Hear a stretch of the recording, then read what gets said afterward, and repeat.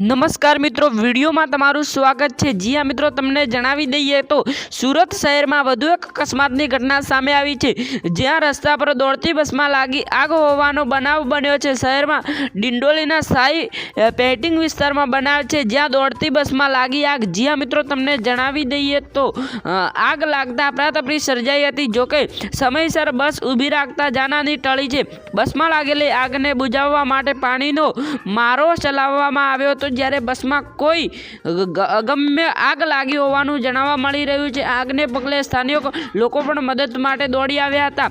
આગ પર કાબુ મેળવવા માટે પાણીનો મારો ચલાવ્યો હતો। જી હા મિત્રો, સુરતમાં થયેલા ગોઝારા અકસ્માત એકનું મોત થયું છે।